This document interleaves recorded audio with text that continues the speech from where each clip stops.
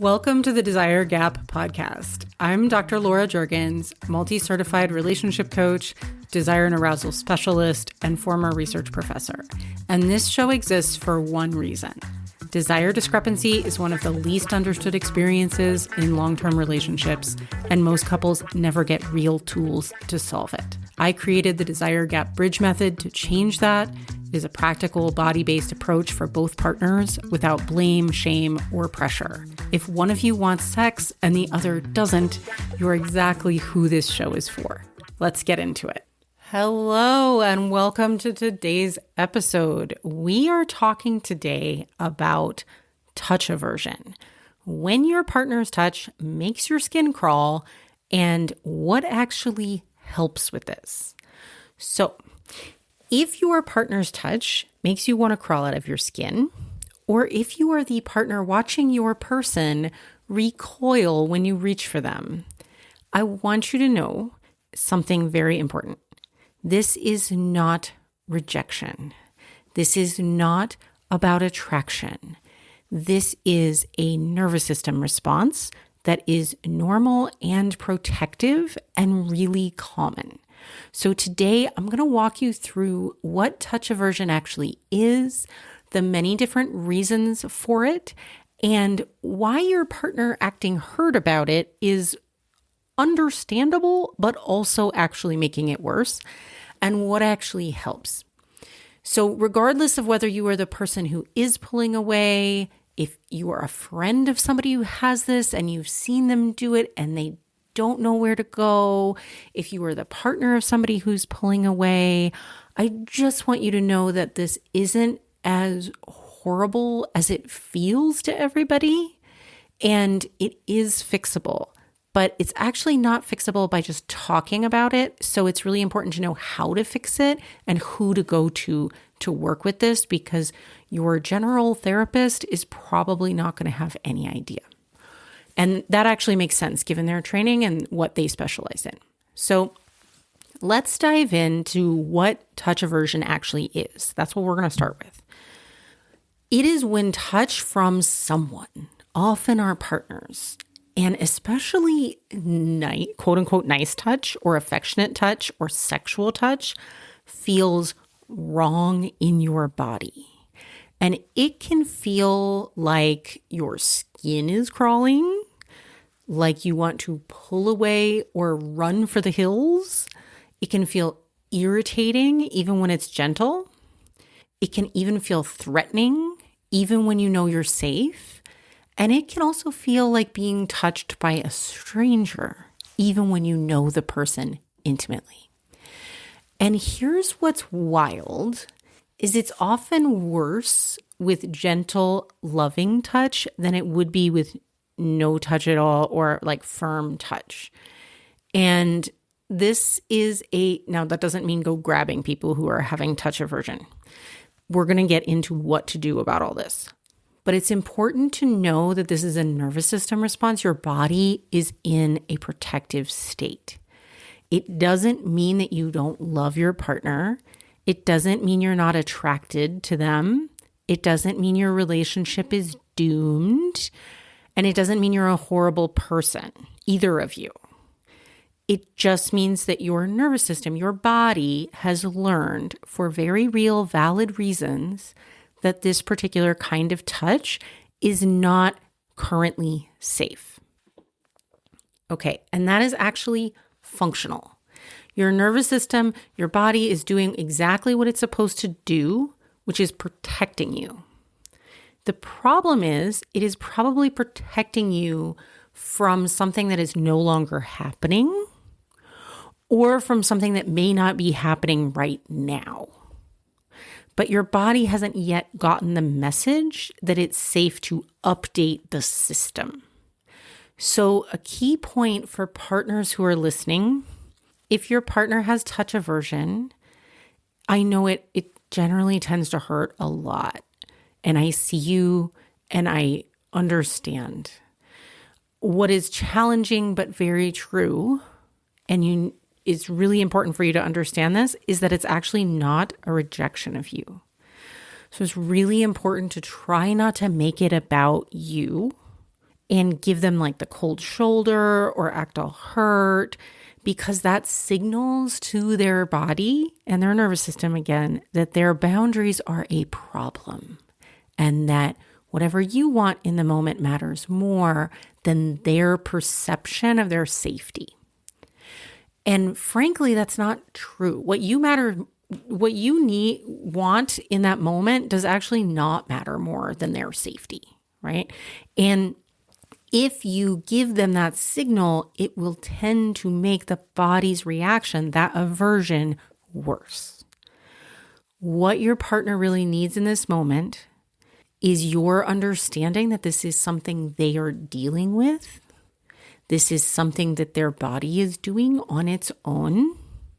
And it may not be what they want. It may not be a reflection of like who they are and how they feel about you. And it almost never is. Sometimes, if you are an abuser, I am assuming you are not an abuser. If you are an abuser, it can be a reflection of their lack of safety with you. But if you are not an abuser, then it is probably not about you. And so it's really important to say to yourself, oh, this isn't about me. How can I support them?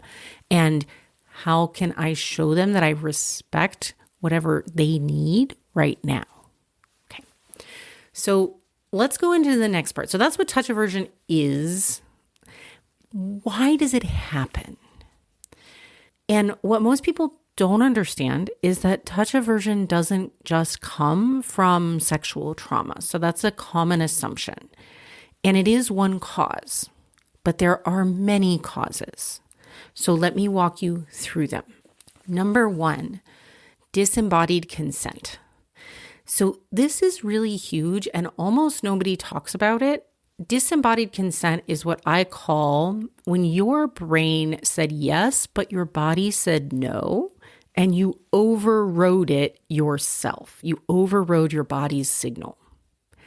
So maybe you said yes to like penetrative sex because you thought you should, or because your partner wanted it, or because you didn't want to deal with their disappointment. Maybe your brain made that decision, but your body was not on board. Your body maybe wasn't ready. Sometimes this happens a lot when people are rushing penetrative sex. They have disembodied consent. Their brain is like, yeah, okay. If you have ever had the thought, I just wish this would be over, you have been overriding your body's signals. When you do it repeatedly, your nervous system learns that touch leads me, being your body, to being overridden. Therefore, touch is not safe. And so this happens even if no one really pressured you externally. If it was just like the call was just coming from inside the house, it was all you pressuring yourself, your body still experienced that as coercion.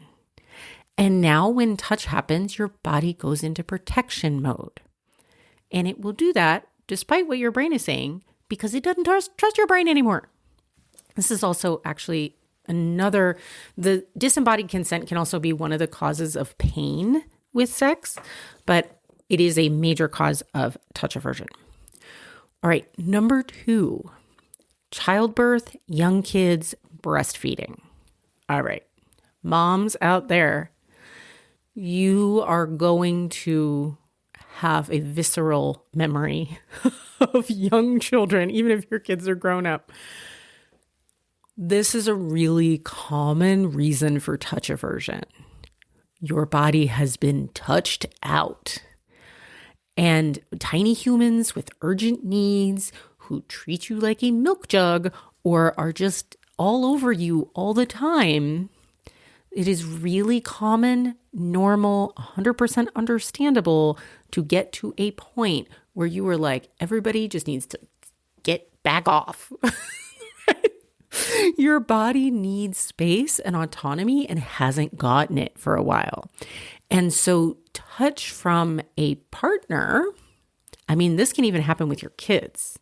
And then touch from a partner on top of that feels like one more demand or one more thing that somebody needs from your body. And your body starts trying to protect you from that. is really common with moms of young kids. All right, and sometimes, if you've gotten, I want to say too, that if you got that message from your partner while you had young children and that was never repaired, like your partner came at you wanting to say, touch your boobs or something while you were still a breastfeeding mom and it jarred your nervous system and then it was never repaired, you never had the chance to really say, this is how I felt about this and this is how wrong it was, and have the person really understand, really listen, and really take ownership for how they impacted you. If it hasn't been repaired, then you can still have a reaction based on that many years later. Okay. Number 3, sexual trauma. Let's talk about that. Whether it is assault, coercion, harassment through touch, experiences where you froze and you felt like you couldn't say anything, right? It could even just be, a boss putting a creepy hand on your shoulder and in a way that, that's not appropriate, right? Your nervous system all of a sudden is like freezing, and it's freezing in a state where it's like touch is dangerous. And it creates a hypervigilance and a scanning for threat that can arise even with a safe partner, because your nervous system and your body actually need a bodily repair of that experience. You need more safe touch with, and we'll talk more about what actually repatterns this, but whatever kind of sexual trauma or harassment, touch trauma you had, that is a valid experience. And it can be held by your body even in the presence of a safe person. Okay. So that doesn't make it your fault. It doesn't mean that you should magically not have that response. Your body is stuck in that response. We need to help it get out of it. Shaming yourself about it is neither useful nor accurate. There is nothing you did wrong here. And you're not doing anything wrong having a body response. Right? That would be like saying that, pooping is wrong because it's kind of gross, right? Like just because you don't love poop doesn't mean that it's a morally bad. Your body is having a reaction to food, right? That is normal. So your body's having a reaction to touch-based trauma that is normal. You do not need to feel ashamed of that. Okay. It was a weird analogy, right? Yeah, can you let me ride with that one? Because I don't know what else to say. So we're just going to let it go. All right. Number 4. Thank you, by the way, for your understanding and gratitude. I offer gratitude. All right. Number 4, attachment trauma. And this is, maybe you had a parent who was intrusive with touch or withheld affection as punishment or was inconsistent, like loving one moment, cold the next, or violent. Your nervous system learns from these types of intrusive or authoritarian parenting. I can't predict what touch means. It's not safe to relax into it. And this pattern in the body can actually even stay dormant for a while, especially if you've been dissociating and you've been in like a crisis mode for a while, and then all of a sudden you're maybe in a relationship that actually feels stable and safe. All of a sudden our attachment wounds come back up, and they come back up in the safety of a new relationship sometimes because there's space there for them to be healed. So instead of seeing it as, why am I responding like this with my first safe partner ever, right?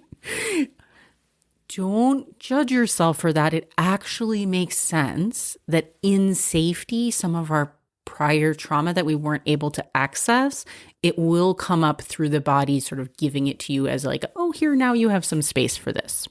And you do need support to get through that. It is really hard to do that on your own, but it is absolutely possible. So attachment trauma from early life experiences can come up. It can either be consistent or it can actually sort of like pop up later, decades later even. Okay. Number 5, a pervasive sense of caretaking your partner's emotions with your body. So this is a situation where you've learned that you are responsible for managing your partner's feelings with your body. And this is very closely related to number 1, that disembodied consent. It's kind of the other side of the coin, the same coin. I could have even smushed them together into one. But essentially what happens is your partner, but see, you can have, let me just differentiate those two real quick. You can have disembodied consent without your partner putting any emotional coercion on you whatsoever. Like it can all be coming from you. The pressure that you have just because your partner's aroused or something or you're going at their pace, they might not actually be putting any pressure on you. This one is different. This is your partner is subtly or overtly expressing to you that you are responsible for managing their disappointment. Like it's not okay for them to be disappointed, which means they will like sulk or withdraw affection, withdraw connection from you if you don't want what they want at the same time that they want it. So touch becomes a demand and a duty punished by a withdrawal of affection. Some people do this, some partners do this. Most partners do this inadvertently. Some people do it intentionally, but a lot of people do it inadvertently because they don't know how to manage their own emotions. So they're trying to basically outsource that to you. Instead of saying, oh, this person isn't up for what I'm up for right now. And I'm going to be a little disappointed, but I can manage that disappointment and stay with them and not make it a big deal or try to make them feel bad about it, right? That would be an adult way to manage your own emotions, but a lot of people don't do that or they don't know how to do that yet. And I help people learn how to do this all the time. So like if you didn't grow up knowing how to do that, doesn't mean you're a horrible person, but you might have been inadvertently emotionally coercing your partner into trying to manage your emotions for you. If this has been happening, your body will often rebel against being used as someone else's emotional regulation tool, someone else's medication, right? Someone else's, I don't want to be responsible for my emotions, so I'm going to put them on you and make you have to deal with them by servicing me. No wonder your body shuts down and decides it's not safe. Makes total sense. Your body is trying to protect you from that dynamic. So that is, even just like the little sad comments, about like the little like guilt trippy kind of stuff, they're not forcing you, but they're absolutely creating pressure. And when that happens, your body might start caretaking you because your brain isn't actually doing it and your mouth isn't actually saying the words to set the boundaries and put it back on the person whose emotions it is, right? Hey, I think you need to actually just learn how to manage disappointment a little bit better so that I can have some autonomy here and that my needs can be respected as well, right? Okay. And sometimes actually that stuff isn't happening in your current relationship, but it happened in a past relationship. And your body remembers what the emotional coercion felt like, and it stays on guard even with a safe partner. So just be aware that just like early childhood experiences, prior relationship experiences can be kind of like held in the body until we have the safety in a relationship to have it come forward. And then it feels like, gosh, why is this coming forward now? Right? But it actually does make sense from what we know about somatics and how experiences are held in the body. All right. The next one, number 6, the sense that you are always on the hook. And this relates to the last one too. This is the feeling pressured for sex, whether you want it or not. And this is like the sense that your partner is always hoping for more. Like you can't really just kind of lean into a hug without getting kind of groped, or, you're just trying to wash the dishes and your partner's kind of grabbing your boobs or something, or your dick or whatever, right? Like, so, starts to feel like even a hug might feel threatening because you're bracing for the pressure of where it might lead. Okay. Number 7, major unresolved resentments. When there are big unaddressed issues in your relationship, hurt, real real deep hurt, or things like financial stress, parenting conflicts, feeling unseen or unappreciated, all that jazz, like the disproportionate load in the household, all of that resentment lives in your body. And this may or may not actually have to do with how your partner's behaving. Sometimes we are people pleasing so much that we are imagining what our partner wants us to do and then feeling resentful that they're not noticing because we're just doing it, right? And then we're like, but you didn't notice all this stuff I did. Well, they never asked us to do that, right? But we're people pleasing so much that we're creating all the resentment on our own. But it also can be due to conflicts, hurts, power imbalances, workload imbalances, that kind of thing that are very real. And when your partner then reaches for you, your body is saying, no, I'm hurt and angry and none of that has been resolved. You don't get access to my body. And you yourself are thinking like, I don't feel ready for any physical connection because there's just too much baggage in the way. So major unresolved resentments, especially if you're not able or you don't have the tools to really unpack all that stuff and repair it effectively.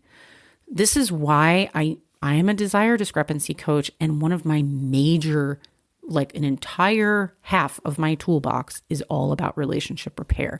And I'm actually a relationship repair specialist as well, because it is so critical to be able to repair relationships effectively. And I teach it to therapists and other specialists all over the world, because you have to be able to repair effectively in order to clean out those resentments, in order to let desire, really true, authentic desire, flourish. So if you have unresolved resentments, it makes sense that if you are not addressing them effectively, your body is just going to pull away. That often happens. All right, number 8, just misattunement. And this is especially if your partner touches you the way they want to touch or the way they like to be touched, but not the way that your body wants to be touched.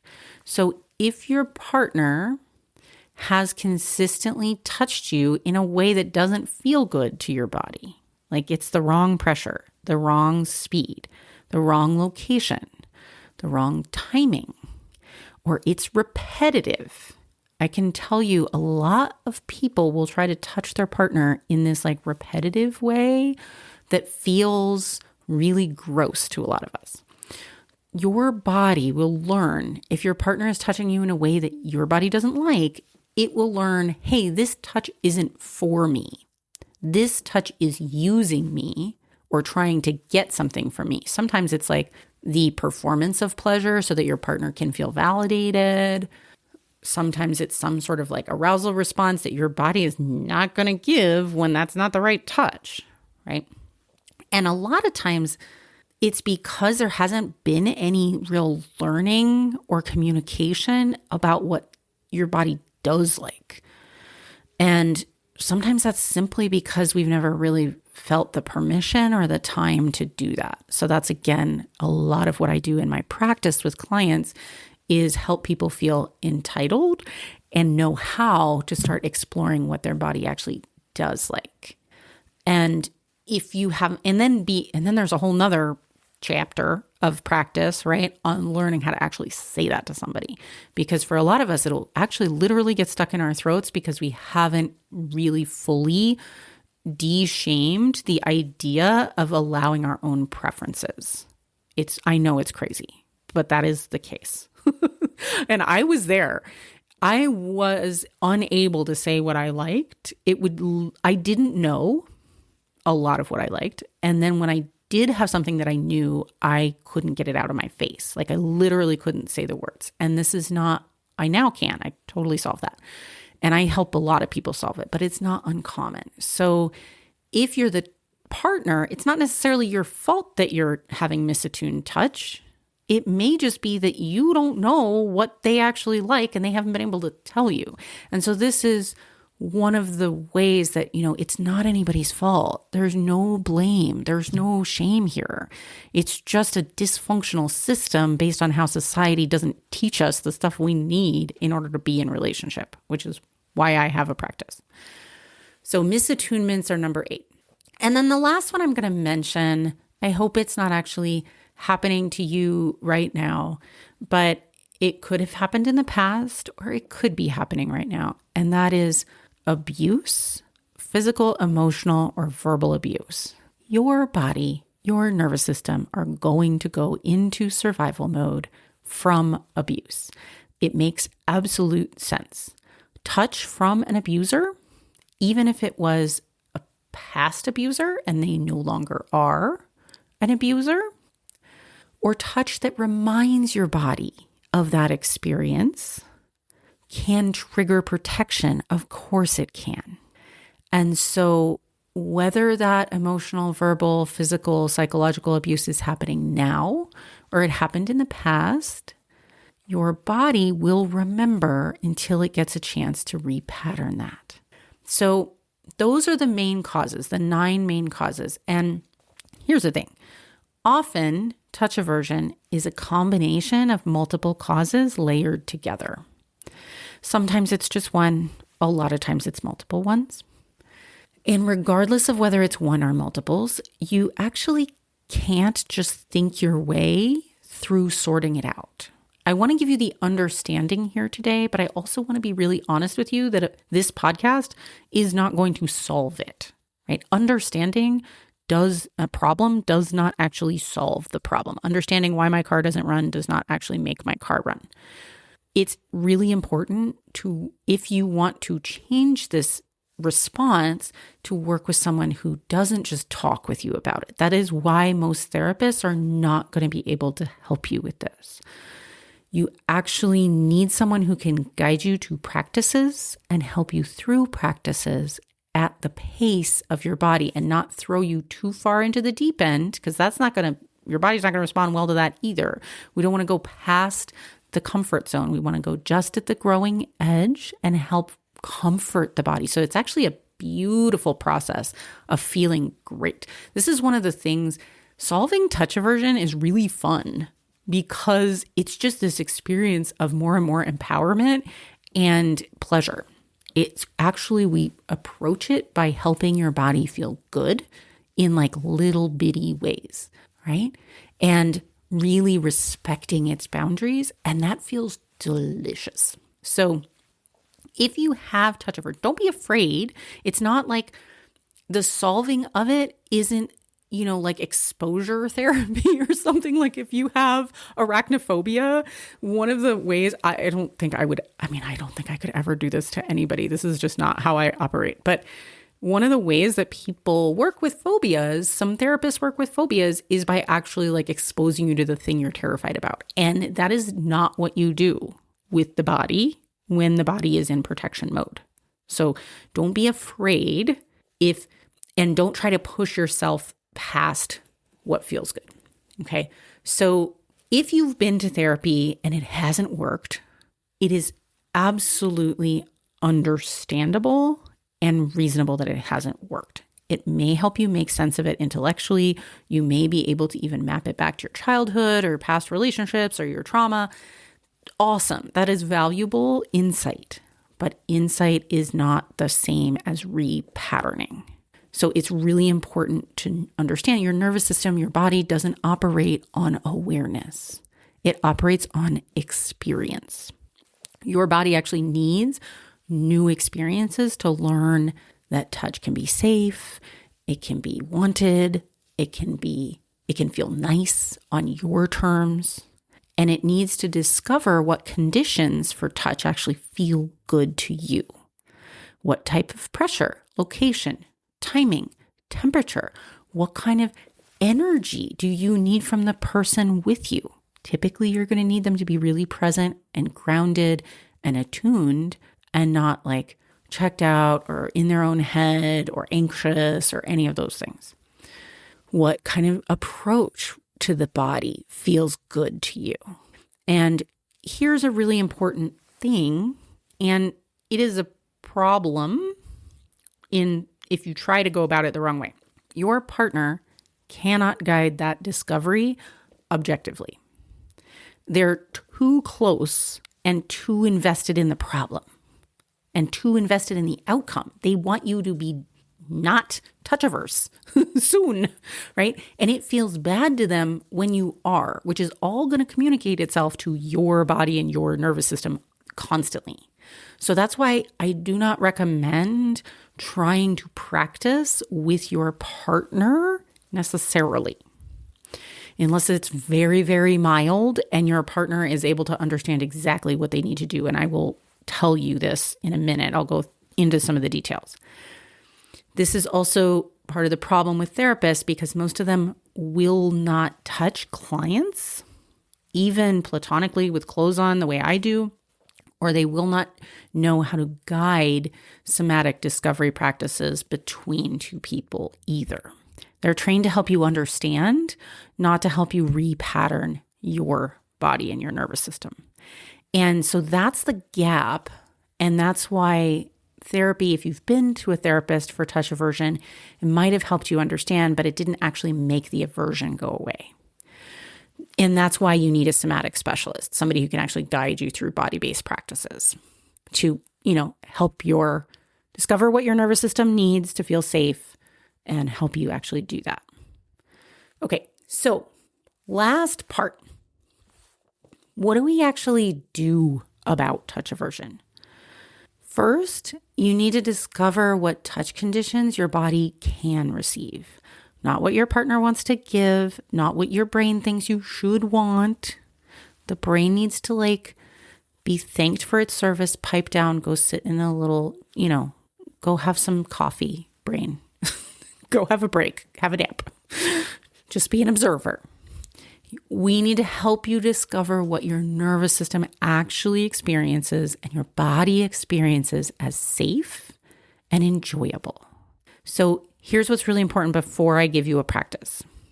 If the touch aversion is really strong with your partner, start with self-touch only. If the aversion is strong, you need touch from someone who is contained and grounded and not seeking anything from you. And your partner, no matter how well-intentioned they are, is invested in the outcome. Of course they are. They want things to get better. They want you to want them. That is a totally understandable agenda, but it is not a helpful one for solving this. So if it's really strong, practice alone first, or give me a holler and I will help you. But if the touch aversion is only occasional with your partner, or really, really mild, sometimes their touch is fine, then you can practice with them. But here is what I want to say as non-negotiable requirements so that it doesn't go south, doesn't go bad. Your partner, I would say, needs to do 4 things if you're going to try to practice with them. 1, they need to listen to this entire episode so they understand what's going on. 2, they need to agree to have 0 expectation that this works, goes anywhere, helps at all, or goes anywhere sexual. They need to just decide that they have no skin in the game, that it's totally fine if you run screaming for the hills and they're just going to be like, oh, okay, that didn't work. No problem, not my fault, right? That's a hard thing to do. Number 3, they need to agree to not be offended or feel rejected if you pull away. They got to be able to be like, thank you for taking care of yourself. Thank you. Let's thank your body for doing what it needs to do. Can they do that? I can do that, but most partners can't. All right. Number 4, they need to mean it all wholeheartedly. No inkling of any little trepidation. And if they can't agree to any of that, if there's any hesitation, any sort of like, yeah, but they are not in a place to practice with you yet. And that's okay. They just need to do their own work around their reaction to your boundaries. And that's fine. If they need help, I'm happy to help them with that. But you practicing with them will make things worse and not better. So don't do it in that case. Okay. So here's your practice. This is going to be a 3-touch discovery process. And I recommend doing it in self-touch first. So clothes on, no breast or genital touching, and we're going to start with no movement, just like holding or light pressure. And the goal is to gather information about what your body wants and to let it know you're listening. Okay? So those are the 2 goals. Gather information about what it wants, let it know you're listening. So pause and check in with your body. What does my body actually want right now? Only ask yourself, or if you are practicing with a partner, for what your body actually wants. And you may need to wait a while to start hearing the subtle, rather quiet little voice of the body. If your body wants nothing, if it wants no touch, say, okay, my body wants no touch. It does not want to be touched right now. Ask, does my body want to be touched by me? Would it be open to being touched by me? Oftentimes our body's open to being touched by us. So in that case, step 1, start with some pressure rather than light touch, because light touch can be a little bit triggering for some people with touch aversion especially. So we want to start with a little pressure. If you are practicing with a partner, have them place a hand on what part of your body said it wanted a hand. And so that might be like a shoulder or an arm or, a foot or even a hand, right? The back of your head, something like that. Firm, still pressure, just like a little weight or whatever it is that your body wanted. If you're practicing solo, experiment with what your body's saying, where it might like to be touched. It could be a gentle hand over the heart. It could be, a hand at the back of your neck. It could be, a hand, just like 2 hands pushing down on your thighs. Just see what your body wants. And then the questions you ask yourself are, how does this feel? Right? Does it feel grounding? Does it feel intrusive? Does it feel safe? Does it feel annoying? See if you can just notice how it feels. And if it feels intrusive or annoying or negative in any way, go ahead and have the person remove their hand. Say, thank you, that's enough. I need to move back from this, right? Whatever you need to do. And if you just need to pull away because that's what you need right now, that's okay. It's 100% okay. Just let your body have the reaction and see if you can tell your body that it's okay that it had that reaction. Okay. And so you might try and experiment a little bit with some A/B testing. If you can't really hear anything that your body wants, you might try like, okay, well, is my body open to trying a hand on my heart or a hand on the back of my neck? And you might try like, which one feels better? Right? Leave it there for 20 seconds in each place. See which one feels better. You're not trying to make anything feel good. You're just noticing what your body experiences. And step 2, if you want to keep experimenting and just sort of letting your body know you're listening, trying to see what it has to say, practicing, learning to listen to it, you can try with temperature. You can run your hands under warm water or touch something really warm first for a little bit, rub them together. You can run them under cool water, then touch yourself. See how your body responds to warmth.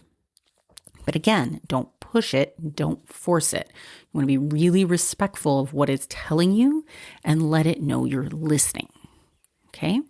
And then if you're practicing with a partner and that feels okay, you can try. And this is actually sometimes really nice just to practice with a friend who doesn't have as many, horses in this race kind of thing.